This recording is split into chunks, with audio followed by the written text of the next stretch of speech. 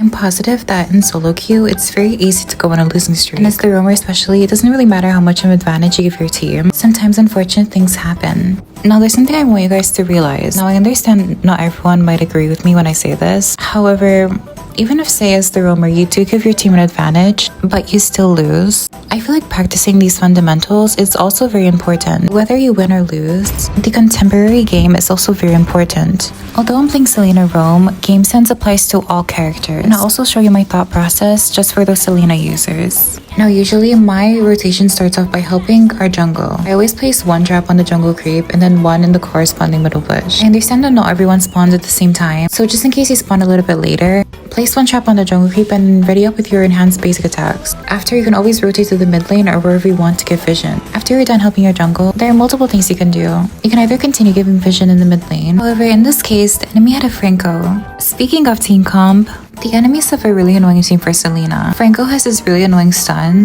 Kagura, it's very hard to deal with her because of the plethora of skills that she has. If I'm not careful, she can easily just one-shot me. Arlott can very easily disrupt my combos, and Granger can move while attacking. Alice isn't that much of a problem since he's using Ice Retribution. If I don't have my dashes, I'm cooked. There are also a few other things you can do while playing Selena roam. To start off the game, you can always rotate to one of the side lanes. Some roamers with high CC chains or high damage outputs usually do this.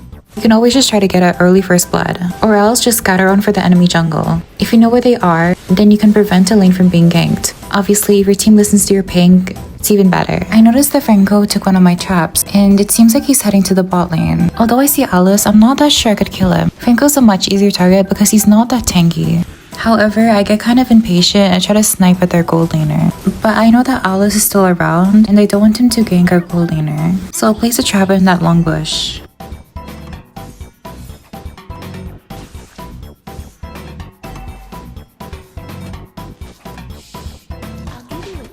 I am very surprised to be seeing this many people here. Now here, I'm trying to sidestep because I know Franco has his hook. But luckily, although I got hooked, Akai had his ult.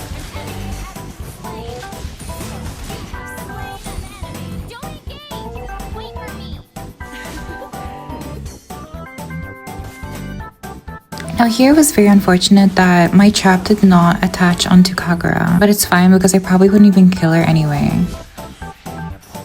At this point, I'm cornered by Franco, Granger, and Kagura, and luckily, my stun landed on the gold crab, so I'm gonna try reset my dashes. I also see Leslie in the area, so I'll try to take as much hits as possible and bait him to try kill me. Franco's also here, but I have dash plus flicker, and as long as I dodge his hook, I should be fine. Now, I don't know if it's just me, but when I'm low HP, I still have some mana. I always just stick around the area, because the enemies would expect me to recall, and so an arrow coming their direction would be unexpected. But not much happens here, and all I do is just check the bushes for Leslie and then go back. Because I have no HP and no mana, so there's really no point in pursuing the enemies. Now Akai is handling a 2v1, so I'm gonna try help him. Besides, we kinda need him to survive because the turtle just spawned, so him dying here would be bad anyway.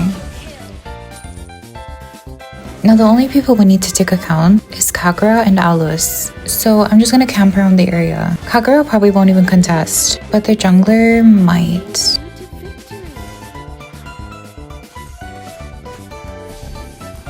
But the moment that I saw both their mid laner and jungle at the gold lane, then I knew it was a guaranteed turtle. But our poor gold laner is getting bullied, so I'm inclined to help.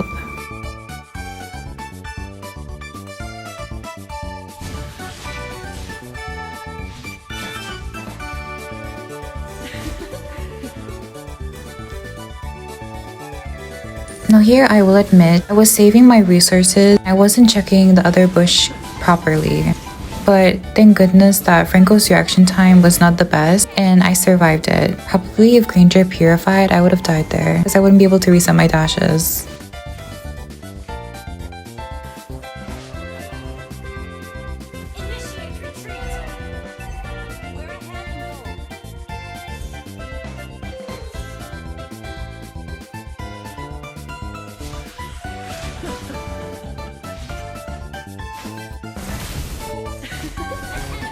At this point, we're just playing skinny legends, and Franco's trying to dodge my stun, and I'm trying to dodge his hook.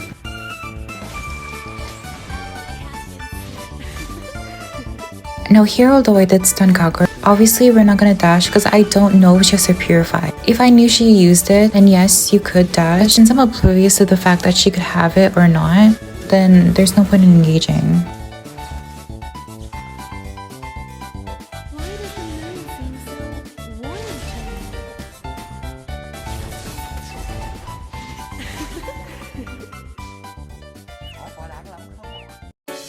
Our explainer is kind of struggling, so I just thought I'd help him a little bit.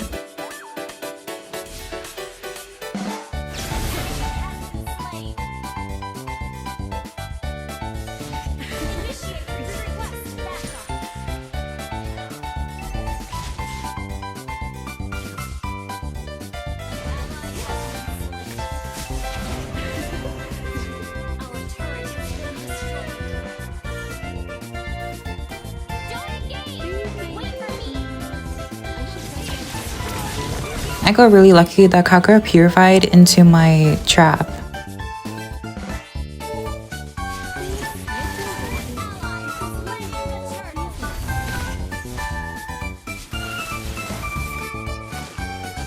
Now the only reason why I'm playing around Franco is because I'm not too scared if he ults me, because my team is all here, and the Kai can actually destroy Franco.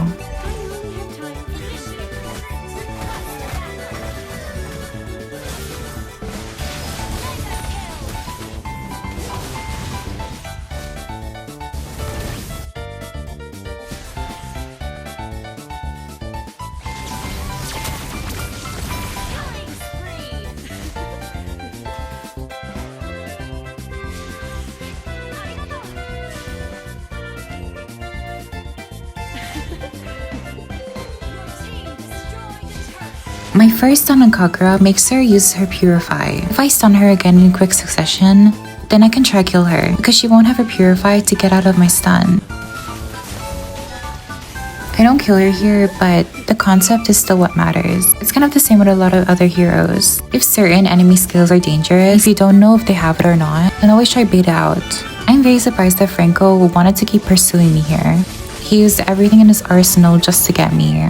Here is also very risky because Franco was in the bush, and so I should have placed my trap knowing that he was there.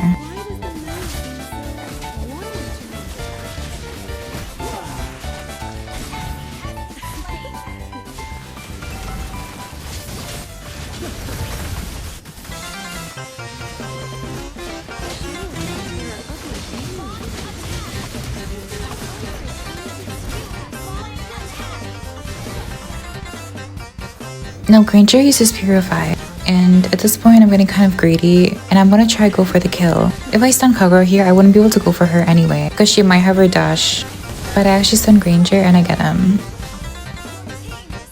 Now with no jungler or goldaner on the enemy side, I'm paying my team to get the Lord because at this point it's basically a free Lord for us, so it's better not to waste any more time.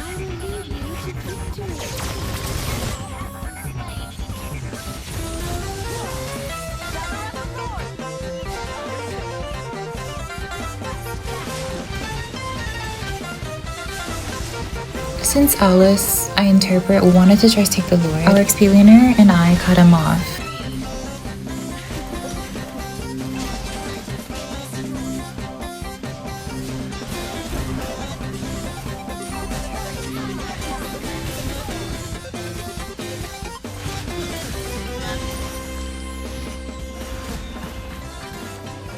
I always throw my arrows on random jungle creep to accelerate my movement speed. I like doing this to rotate faster.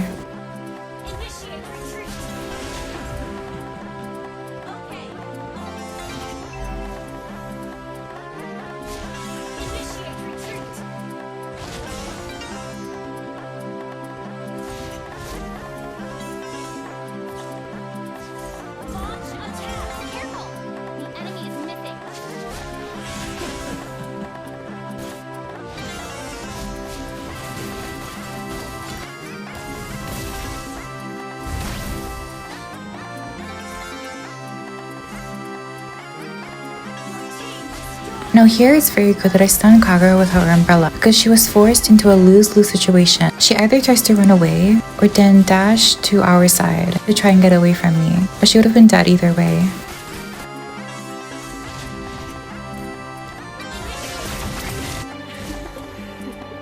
Very unfortunate that I did not stun him a bit quicker. Maybe if I stunned him a little bit earlier, Eudora could have run away from there.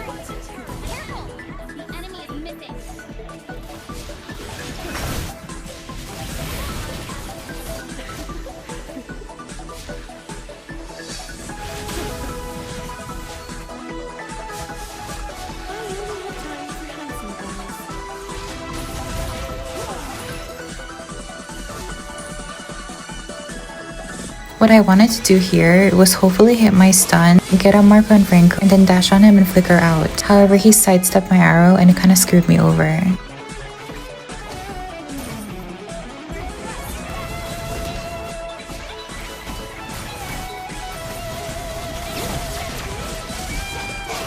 In this situation, I really didn't expect Franco to have his ult. I'm very surprised that Arlott is going to damage build.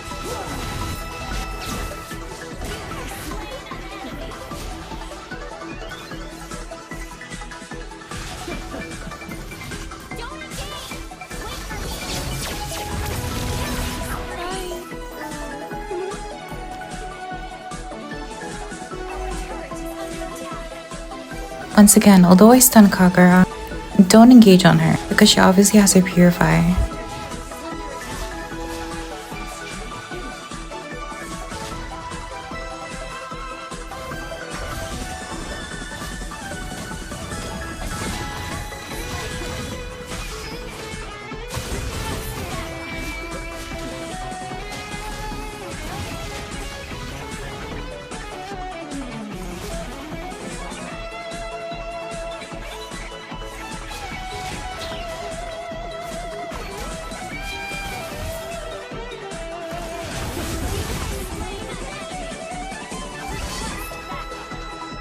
Since none of the enemies are visible on the map, it's very important to start checking some bushes, especially with a sneaky Franco like that.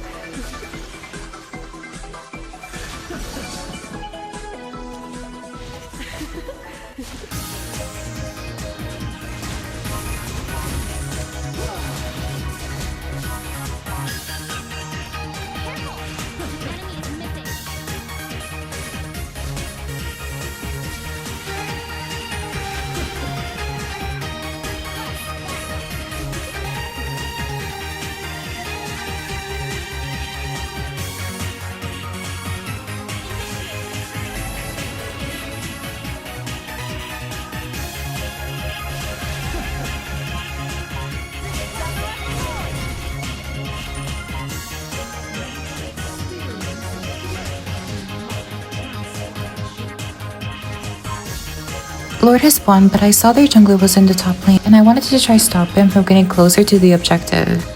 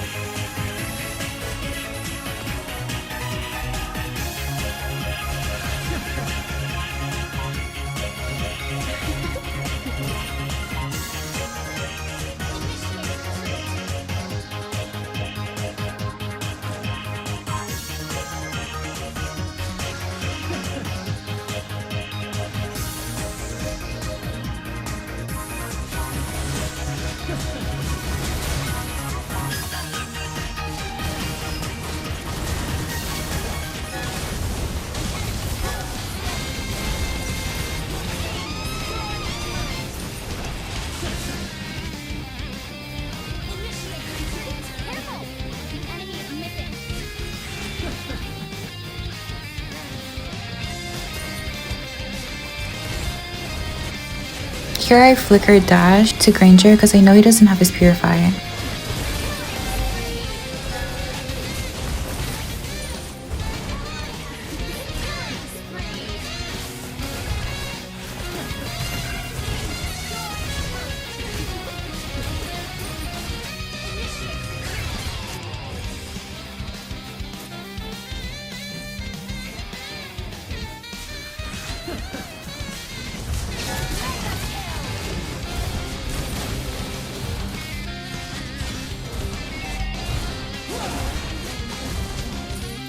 Fundamentals and Gamesense is what really makes a good player good. Although it's very normal for everyone to have bad games once in a while. But what can I say? As an old phrase goes, practice makes perfect.